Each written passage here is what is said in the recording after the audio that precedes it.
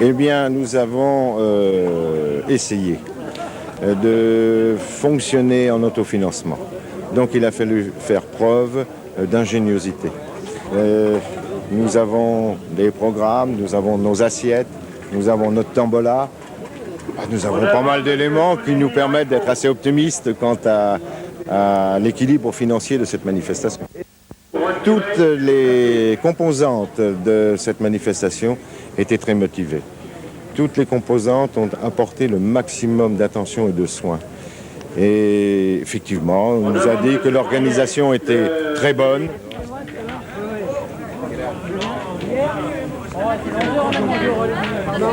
Vous avez joué contre qui ce matin? Eh bien, Pujol de Paris et des gars de l'Aveyron qui ont été champions de France en 72 et en fait ils ne sont pas passés. Catus. Et les terrains, ils vous plaisent, c'est bien? Oui, les terrains sont très bons. Difficiles, mais bon. C'est de la belle pétanque. Est-ce que la notion d'équipe est importante à la pétanque? Ah oui, parce que notamment, je dirais surtout quand ça va mal, parce que ça permet en quelque sorte des fois de se conforter, de ne pas de laisser un joueur justement qui est un peu à la dérive.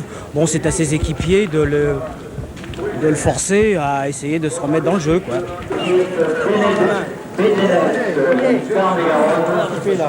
Contre l'équipe Saint-Reims des Landes.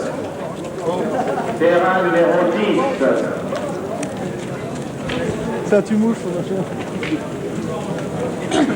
Dites, monsieur Coletta, est-ce que vous pouvez nous donner des chiffres comme ça? Bah écoutez, à première vue, il y a quelques 6000 mètres de ficelle pour les traçages des terrains. Il y a à peu près dans les 700 traverses de chemin de fer qui font à peu près 2,50 m des unes des autres. Et il y a à peu près 1600 mètres linéaires de barrières métalliques.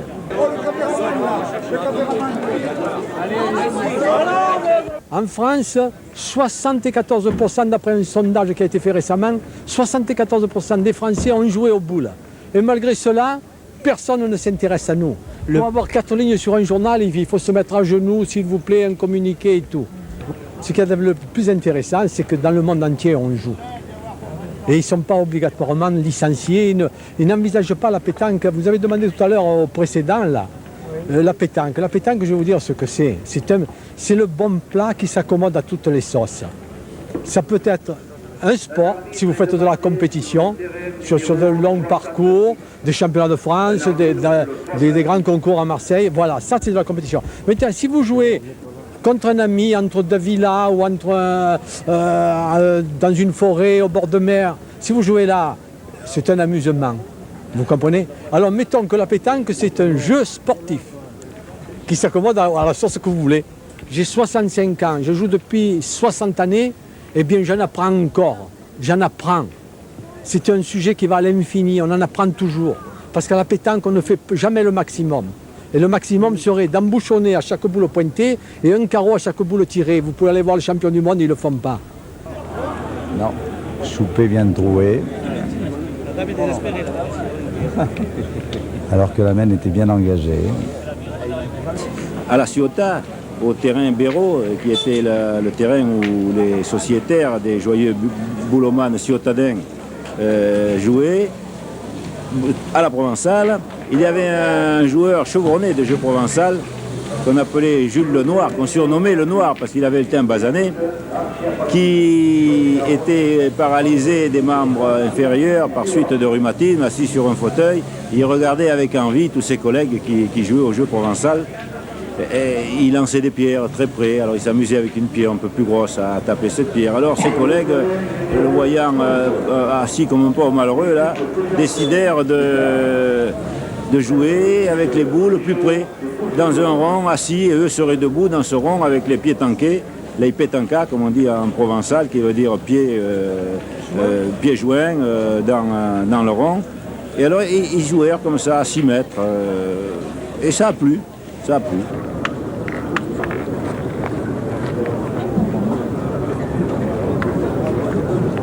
Oui, Oui, comment ça s'est passé cette journée pour vous? Très bien.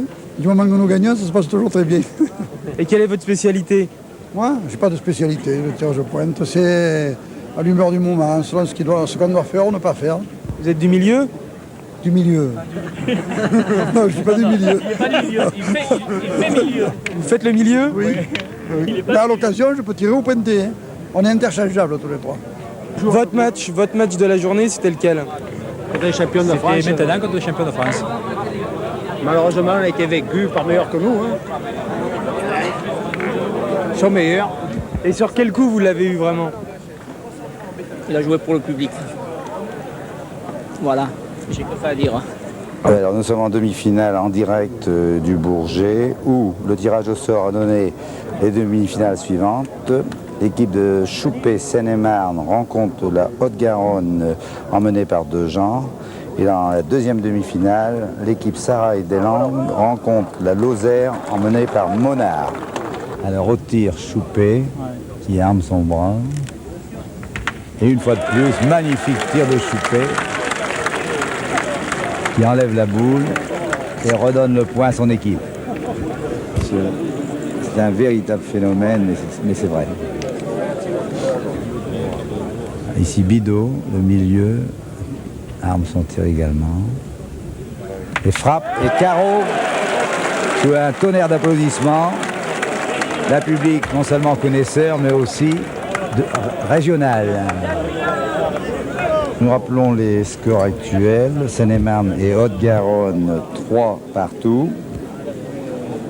La Lozère mène devant les Landes 2-0. Tandis que pour la finale des DOM-TOM, la Martinique mène 6-2 devant Tahiti. Ici, un geste pas très spectaculaire de Dejean qui n'a pas l'air d'accepter la décision de l'arbitre et qui mesure après l'arbitre. Ça, c'est pas... Mais c'est peut-être un effet psychologique pour énerver.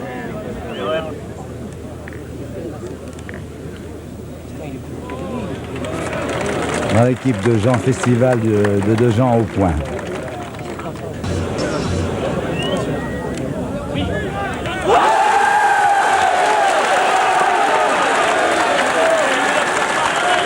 Ah, la Seine-et-Marne vient de se qualifier et ira à Casablanca sous un tonnerre d'applaudissements de la foule.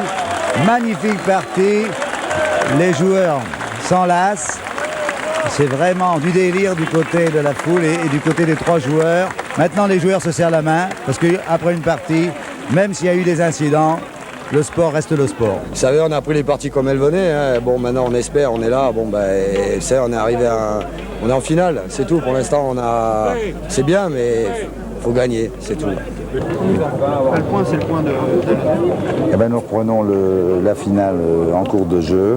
La Seine-et-Marne, après 4 mènes, domine 5-0 la Lozère. Au pointage, Soulage. Eh ben, il est rare de voir notre ami Choupé au pointage, puisqu'il vient de frapper 14 boules d'affilée. Le voici au pointage. Et il fait un magnifique devant de boule qui reprend une fois. Écoutez le tonnerre d'applaudissements des spectateurs. Incroyable ce jeune phénomène.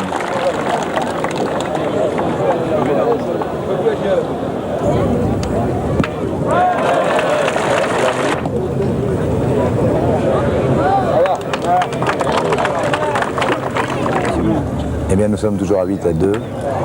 Monard frappe sa boule. Ces deux joueurs se tiennent la tête.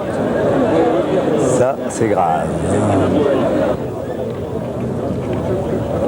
Alors, le joueur qui est au pointage maintenant est Max Soulage, qui va essayer de reprendre le point, qui semble gagnable.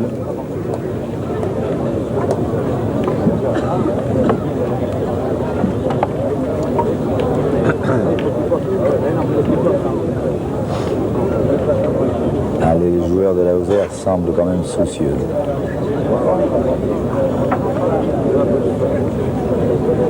Alors, Soulage au point. Nous allons pouvoir suivre sa boule.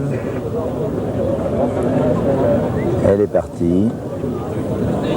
Courte. Elle est courte. Elle a pris un mauvais graton, comme vous avez pu le voir.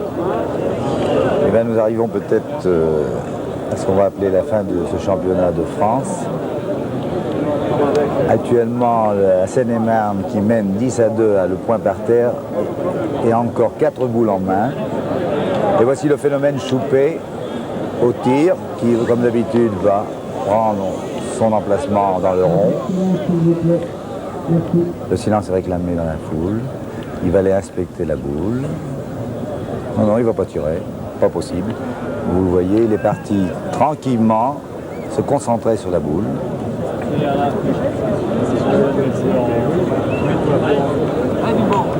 Et le voici reparti au rond. Alors Choupé, maillot rayé, Seine-et-Marne. Et il frappe la boule. Mais il a un contre malheureux. Il a un contre malheureux. Il a frappé la bonne boule. Nous allons attendre maintenant le pointage de ses partenaires.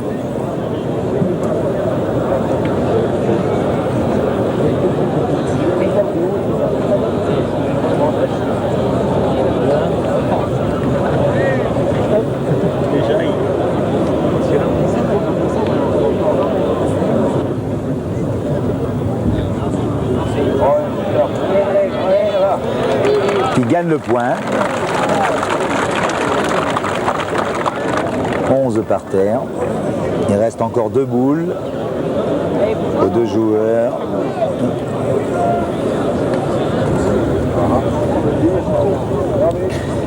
Ben, actuellement, vous avez sur l'écran Max Soulage, le pointeur de la Lozère. Tandis que de l'autre côté, Bidot de l'équipe de Seine-et-Marne va essayer de reprendre le point. On peut dire que cette finale aura été de bout en bout splendide. Je pense que la différence ne provient pas des tireurs, car ils ont tiré autant de boules chacun, mais de la façon du tir, c'est-à-dire que d'un côté Choupé frappe et reste en place, et que de l'autre côté son tireur adverse frappe, mais reste 1 mètre ou 2 mètres plus loin. Bidot a repris le point. Là, nous sommes à la 11e mène. Actuellement, le score est de 12-6. Michel Gauzy a la dernière boule en main pour l'équipe de Lozère. Le 13e est par terre. Grand suspense. Il est court, il est court, il est court. La Seine-et-Marne est championne de France.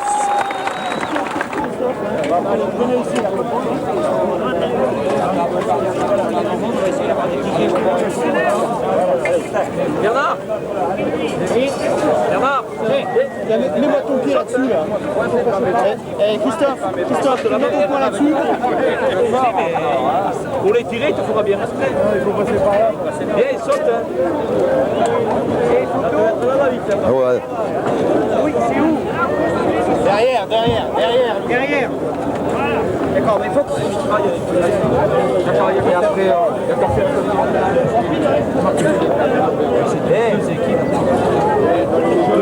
De bonnes équipes, là, oui.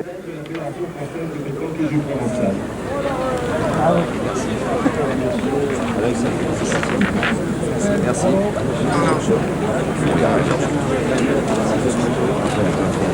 Les vice-champions de France sont messieurs Menard.